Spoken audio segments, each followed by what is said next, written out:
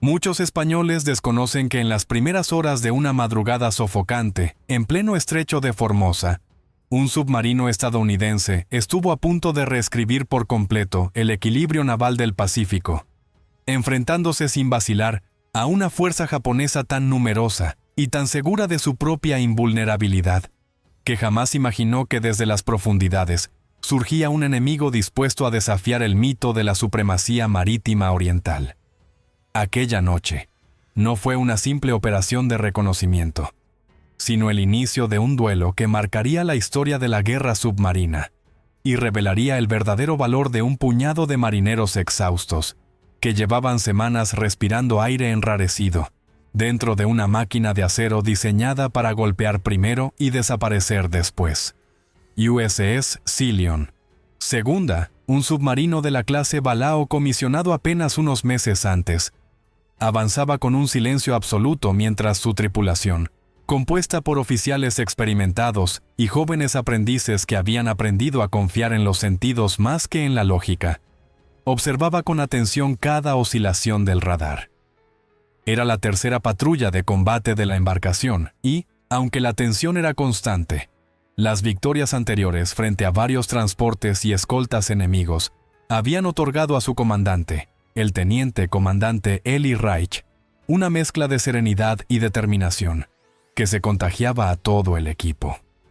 A las 2:20 de la madrugada, el operador de radar detectó una formación que se desplazaba a una velocidad estable, cercana a los 16 nudos. Los ecos mostraban siluetas grandes y pesadas, perfiles que podían corresponder a cruceros y buques de línea, acompañados por destructores que no realizaban maniobras evasivas ni zigzagueos.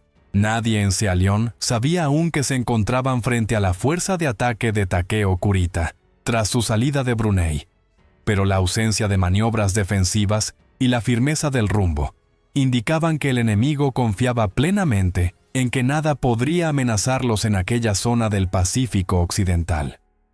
Mientras los marineros verificaban datos, ajustaban instrumentos y se preparaban para la persecución, un silencio grave recorrió el interior del submarino.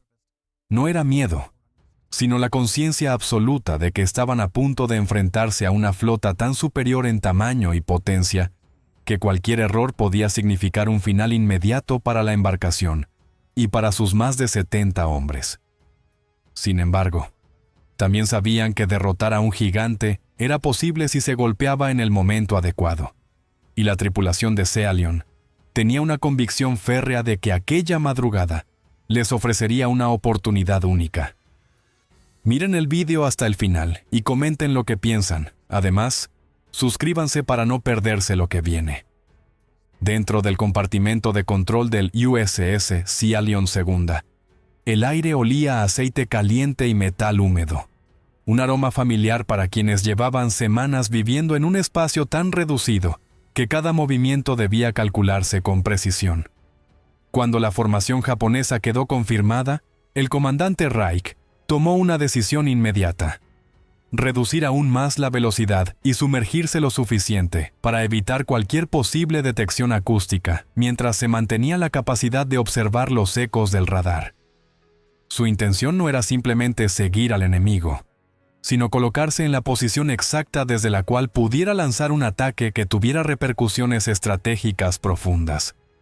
La tripulación sabía que enfrentarse a una fuerza compuesta por buques de línea y cruceros representaba un riesgo extremo. Sin embargo, también entendían que permitir que aquella formación avanzara sin oposición significaba dejar escapar una oportunidad que quizá no volvería a repetirse en toda la guerra. En silencio, los marineros revisaban válvulas, comprobaban niveles de batería y preparaban los tubos lanzatorpedos con una minuciosidad casi ritual. Ningún sonido debía filtrarse hacia el exterior, porque si los destructores captaban la presencia de un submarino, responderían con cargas de profundidad capaces de destrozar el casco del Scipion en cuestión de segundos.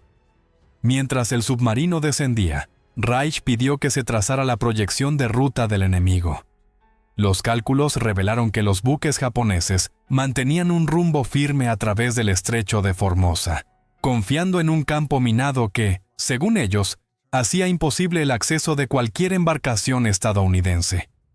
La tripulación del Scielion sabía que ese campo existía, pero también sabían que las minas estaban dispersas y que no todas eran plenamente funcionales, lo que convertía aquella supuesta barrera en un obstáculo arriesgado pero no insalvable.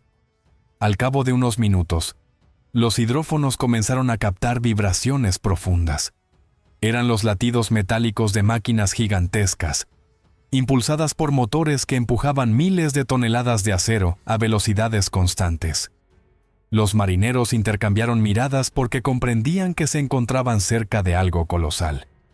Los datos acústicos confirmaron la presencia de 2 buques de línea, 2 cruceros y varios escoltas. Esa combinación no dejaba dudas. Era una de las agrupaciones más valiosas de la flota japonesa. Reich decidió que no podía esperar la madrugada completa. Ordenó virar lentamente hacia un ángulo de intercepción, maniobrando con la suavidad de un depredador, que se acerca para lanzar el primer zarpazo. El Scielion debía calcular cada metro de aproximación, porque atacar demasiado pronto significaría revelar su posición. Pero esperar demasiado implicaría perder la alineación perfecta. En esa tensión silenciosa, mientras el océano envolvía el casco del submarino y el enemigo se acercaba con pasos gigantescos, la tripulación comprendió que se encontraban al borde de un enfrentamiento que pondría a prueba cada habilidad adquirida durante años de entrenamiento. A medida que avanzaba la madrugada, el USS Scielion II se desplazaba con la suavidad de una sombra que conoce cada recoveco del océano. El comandante Reich observaba los ecos en la pantalla del radar, con una concentración casi inmóvil, como si cada pulso luminoso revelara el destino de todos los hombres a bordo. Los cálculos indicaban que la formación japonesa avanzaba a una velocidad constante de 16 nudos sin zigzaguear, lo que revelaba una peligrosa mezcla de confianza y prisa. Para el Scielion, aquello representaba una oportunidad invaluable, porque un enemigo predecible es un enemigo vulnerable, incluso cuando está protegido por toneladas de blindaje y escoltas, armados con artillería capaz de arrasar cualquier embarcación sumergida. Dentro de la sala de torpedos, los operadores ajustaban los giroscopios de los proyectiles con movimientos precisos, como artesanos que conocen el verdadero peso de su oficio. Cada torpedo llevaba dentro una promesa mortal, una combinación de ingeniería y explosivo capaz de atravesar el casco de un buque de línea si impactaba en el ángulo correcto. Reich ordenó que se prepararan 6 torpedos frontales y que los tubos traseros se mantuvieran listos para un eventual contraataque o para rematar cualquier objetivo que intentara escapar del caos inicial. Nadie hablaba en voz alta, porque incluso un murmullo innecesario podía alterar la concentración que ese momento exigía. Los hidrófonos comenzaron a ofrecer señales más claras, permitiendo diferenciar el sonido profundo de un buque de línea del ritmo más ligero de un crucero. Los destructores, aunque peligrosos, no eran prioridad. Reich sabía que debía atacar al buque más valioso del grupo y que, si lograba detenerlo, la formación completa perdería cohesión. Después de estudiar los patrones acústicos, los analistas del Scielion identificaron un latido metálico más lento y poderoso, que destacaba sobre el resto. El sonido característico de una nave inmensa impulsada por motores diseñados para mover un gigante de acero. Esa firma acústica no dejaba dudas. Era uno de los buques de línea principales de la formación.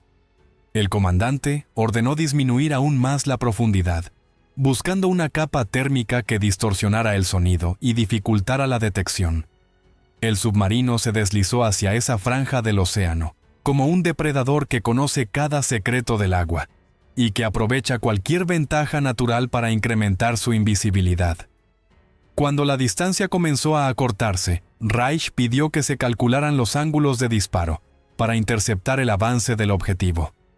El equipo trazó una línea imaginaria en la que los torpedos y el buque japonés convergerían en el mismo punto, un cruce en el que segundos y metros definirían el éxito o el desastre absoluto. Al tener los datos finales, Reich respiró hondo, observó el reloj y dio la orden que todos esperaban. En aquel instante, el Silion dejó de ser un espectador en la oscuridad del océano y se convirtió en un arma lista para golpear con una precisión que cambiaría el rumbo de la noche. El silencio dentro del USS Silion II era tan denso que cada respiración parecía retumbar en el interior del casco, mientras los torpedistas aguardaban la orden final.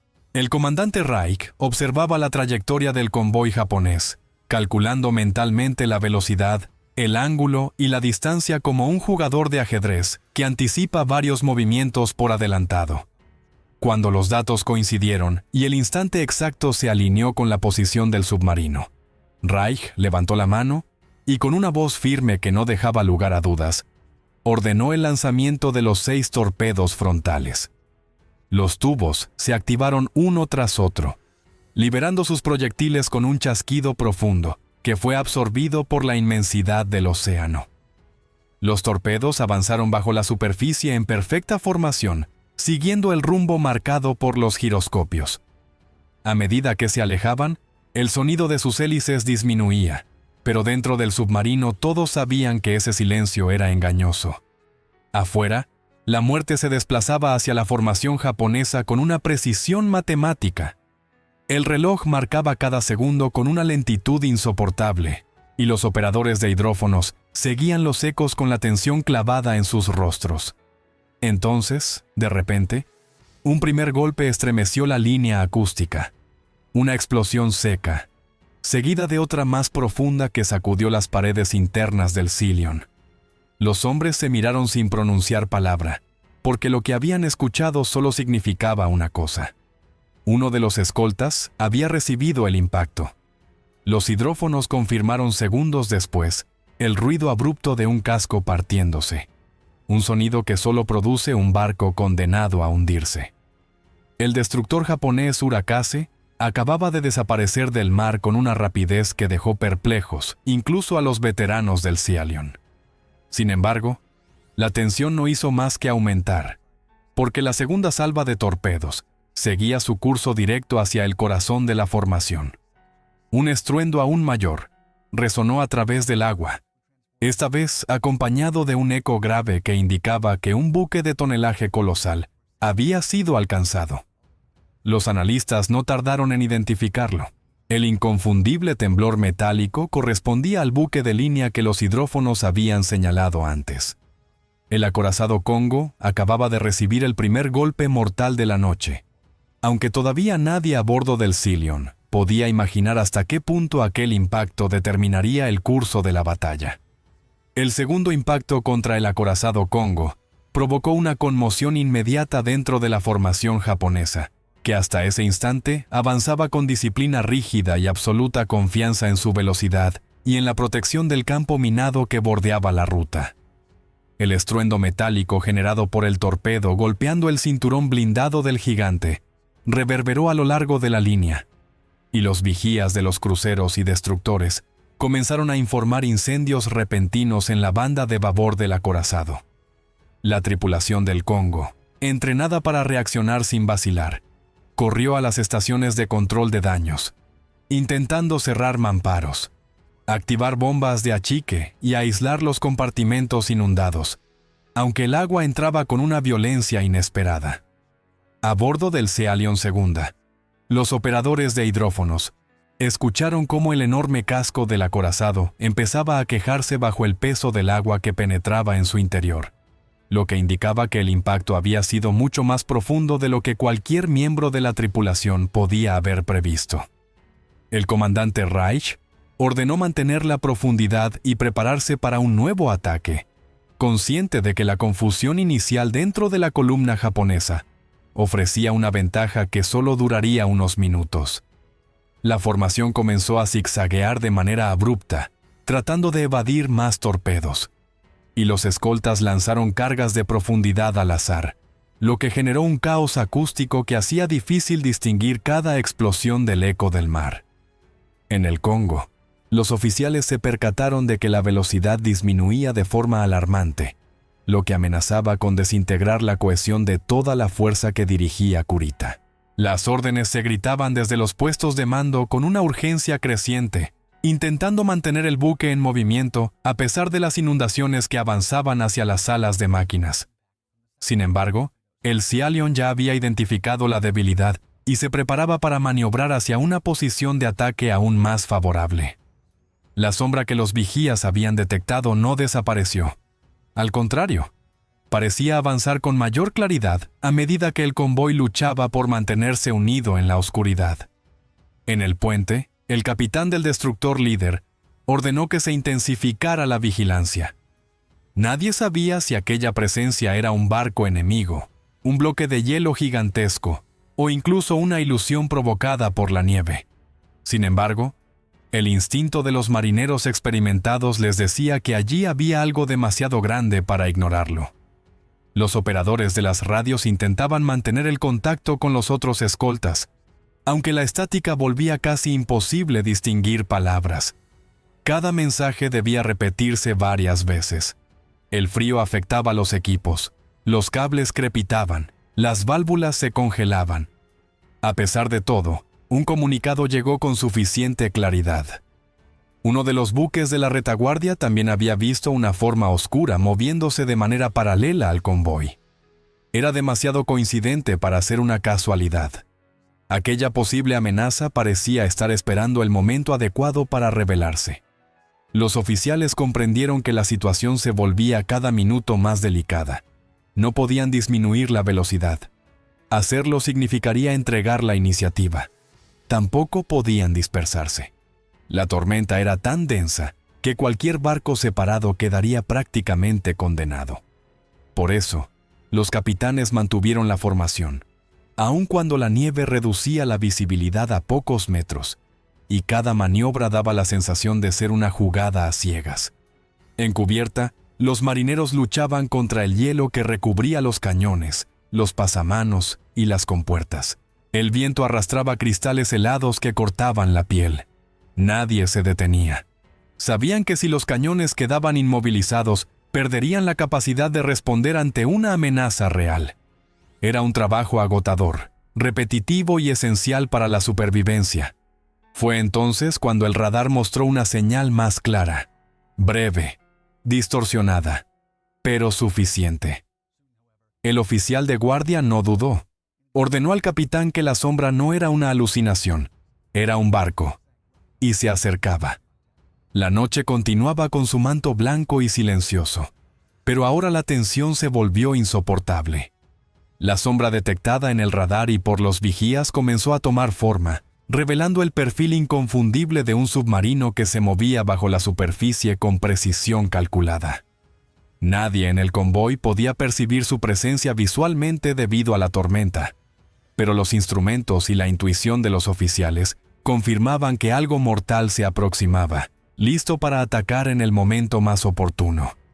Cada minuto que pasaba aumentaba la ansiedad y la fatiga de los hombres en cubierta, quienes sentían la amenaza invisible rondando entre las olas y el hielo. Los capitanes de los destructores discutían entre sí, intentando anticipar movimientos que podrían salvar a la formación. Cada decisión debía tomarse con rapidez, porque un error de cálculo podía costarles vidas y barcos. La radio transmitía órdenes fragmentadas, interferidas por la nieve y el viento, obligando a los oficiales a confiar en su experiencia y en los sistemas de radar y sonar, cuyo funcionamiento se veía afectado por las bajas temperaturas y la acumulación de hielo en las antenas. Mientras tanto, en la profundidad, el submarino enemigo maniobraba con precisión quirúrgica, alineándose para disparar torpedos hacia los objetivos más valiosos. Los operadores de torpedos ajustaban ángulos, velocidades y distancias, conscientes de que un fallo significaba perder la oportunidad de hundir barcos que transportaban suministros esenciales. Los motores eléctricos susurraban bajo el agua mientras la tripulación contenía la respiración en cada compartimento, siguiendo los ecos que confirmaban la cercanía del convoy y la vulnerabilidad de los objetivos. De repente, los primeros destellos de explosiones lejanas iluminaron brevemente la nieve y el mar. Un destructor fue alcanzado, y su alarma sonó entre el viento y el crujido del hielo. La confusión se apoderó del convoy mientras los oficiales intentaban reagrupar los barcos y evitar más pérdidas. El océano se volvió un laberinto de humo, nieve y acero, donde cada maniobra podía ser decisiva. La tripulación del submarino continuaba su ataque con precisión meticulosa, calculando cada segundo para maximizar el daño antes de que el enemigo reaccionara por completo. La tormenta parecía formar parte del plan del submarino, protegiéndolo de la vista y de la detección, convirtiendo la noche en un aliado silencioso, mientras la batalla invisible continuaba bajo la superficie y sobre las olas heladas. La madrugada convirtió el océano en un caos controlado. Los torpedos impactaban los buques japoneses, sacudiendo la formación con violencia. Los escoltas maniobraban intentando proteger al acorazado Congo, que mostraba inundaciones graves y perdía velocidad. Dentro del Sciallion II, la tripulación observaba los ecos con tensión y satisfacción. Cada impacto confirmaba la efectividad de su estrategia. Los destructores apenas podían reaccionar. Los incendios y la confusión se extendían, mientras el submarino aprovechaba cada brecha para atacar. Otro destructor cayó, y el Congo sufría daños catastróficos que anunciaban su destino final, dejando a la tripulación del Sciallion entre emoción y respeto por la magnitud de la operación. La madrugada llegó a su punto culminante cuando el acorazado Congo, golpeado repetidamente por los torpedos del Sciallion II, comenzó a inclinarse peligrosamente mientras el agua llenaba los compartimentos de máquinas y municiones. Los oficiales japoneses intentaban contener la inundación, pero era evidente que cada intento era inútil ante los daños acumulados. La velocidad del coloso disminuyó hasta quedar casi inmóvil, y los cruceros y destructores restantes no podían protegerlo eficazmente de la persistente presión del submarino estadounidense.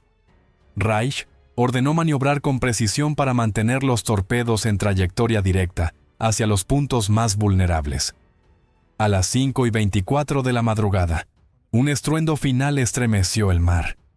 La explosión de la cámara de municiones del acorazado marcó su desaparición definitiva bajo las olas.